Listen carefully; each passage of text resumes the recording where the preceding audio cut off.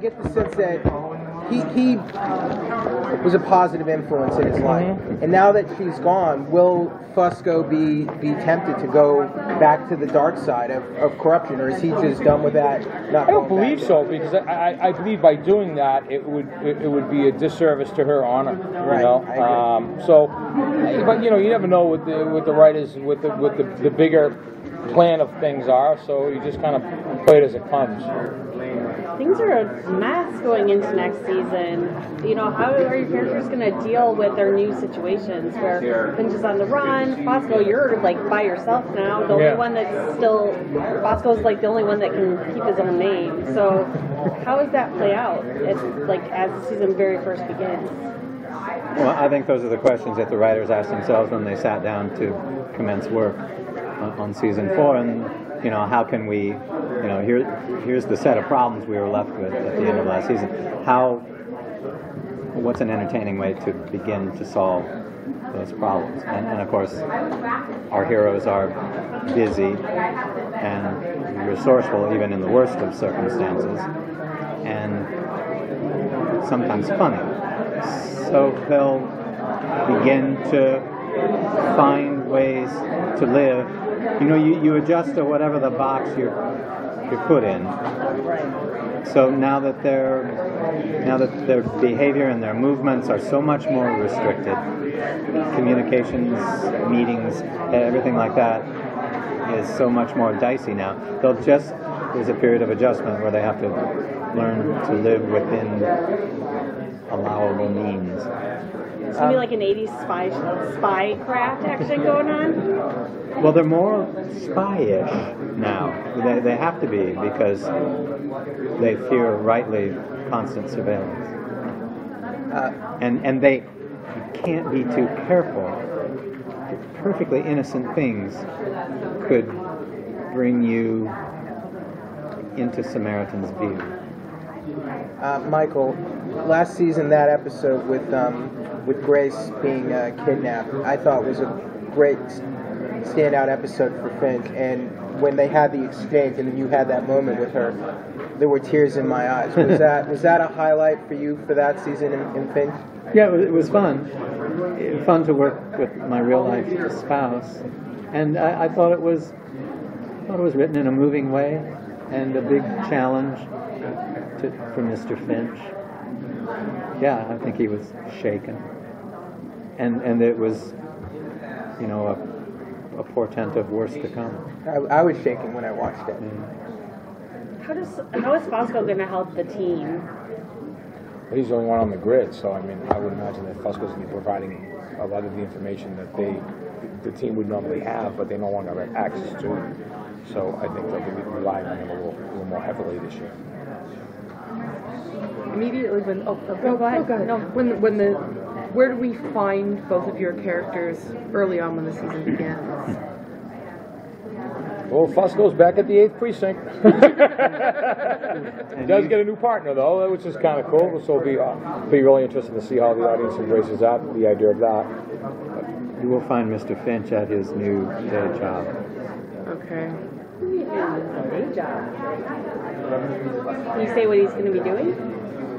It's good, though. I mean, it's not any great stretch. It's not like he's an astronaut or anything like that. He's doing something that he's perfectly qualified to do. Michael, you once played the Joker, so I was just wondering, when I first started watching the show, I sort of saw this sort of correlation with Person of Interest in sort of comics, basically, you know, with Reese being the vigilante, and then you had villains, that were kind of like rogues galleries in a comic book. I was wondering if you ever saw that correlation. Oh, I totally agree with you. I've been thinking that since the get-go, and you see it played out in subtle ways in the design of the show. That's why they're so careful that everybody has a particular silhouette. Everybody has, because, you know, heroes in the comics, they look the same in every frame.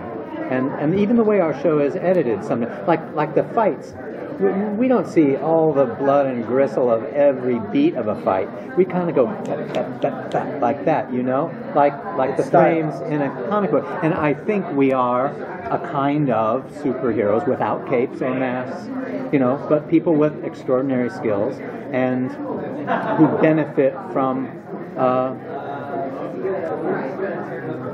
good luck and good timing very, very often. Kevin, will there be any romance for Fusco this season? I think there will actually. I think there is going to be some. I think we might see Rhonda back actually, but there's been a lot of talk about that. So. Love Rhonda. Or the supermodel. Or the supermodel, exactly. I think you guys. She's still calling me though. She won't let it go. Do you think Finch regrets revealing that he was alive to Grace, or at any point, or does he really know he made what he thinks is the right choice to keep his status secret? I think he meant for her never to know. Otherwise, it's all just a painful joke and will hurt her for the rest of her life, wondering what the hell really happened there. And I'm sure he wouldn't wish that heartache. How is Finch dealing with, you know, he kind of got all these people into all of this, and now it's not exactly gone totally helping people out as the way weren't able to stop Samaritan. How do you think he's, you know, dealing with that? I think he's ready to put it in their hands and walk away, like a guy that starts a good business and then at some point he says, I can't do it anymore. You guys go ahead, do what you're going to do, because I'm out. I'm now out. Michael, that moment where you had that encounter with the serial killer and the glasses came off, and we almost got the sense that, you know, your glasses are just for show, and then Finch has that moment where he yells at him, "You're sick and you need help." I'm almost wondering, is Finch saying that to that guy, or is he also saying it to himself? You're paying close attention to the show, and you have now crossed the line into making the show richer in your own mind than was even intended by the creative team. But I think that's a great place to go. Well done. At this stage in the show, like, how much input do you have into your characters and stuff? Do you go to the writers with anything, or do you ever query a script, or? No, our role is more interpretive. I mean, sometimes we'll have a conversation about, does this seem logical, or is it consistent with things I've done before?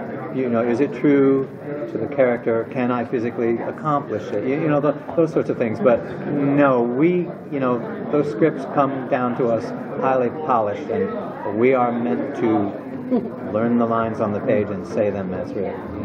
It's kind of sometimes, like I pitched the episode where Fusco goes on a date.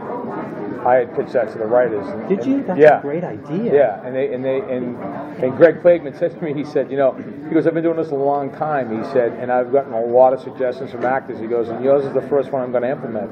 And he wrote the scene with Fusco going on a date with Rhonda. But you know, to show you how bright our fan base is, I had pitched it was twofold. What it was that Fusco was going to fall for this woman, and then he realizes that she is a mole for HR. Where Fusco was gonna come to her house and surprise her, and he sees Simmons coming out of her apartment, you know. So after Fusco had went on the date, like the next day, people started tweeting, I hope she's not a mole for HR. And Greg's like, I just killed that idea, you know. Thank you. Great, thank you.